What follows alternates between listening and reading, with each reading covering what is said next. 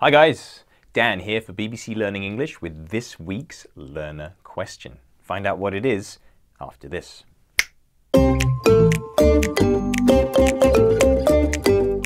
Okay, this week's learner question comes from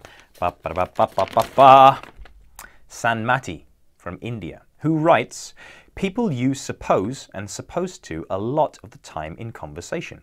Can you please tell me in which sense and where they should be used? Okay, Sanmati, here we go. So, suppose can mean think, believe, imagine, or expect. And in this sense, suppose is often used in negative structures when we hope that the answer will be positive.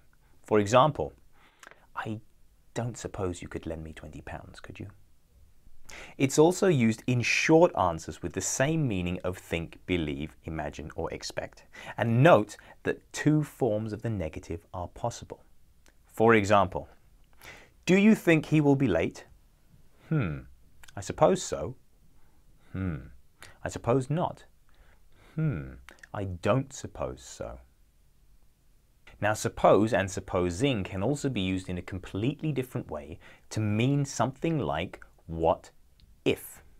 And this is to introduce suggestions or to express fear.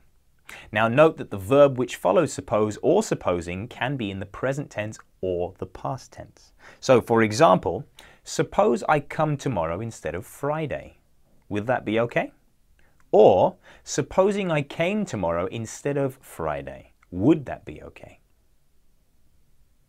We can also use the structure be supposed to plus the infinitive. And this means that something should be done because it is the law, the rule, or the custom. However, in practice, it's probably not done. For example, I'm supposed to clean my room before I go out, but I never do. Finally, we can use the expression supposed to be to mean generally believed to be true by people.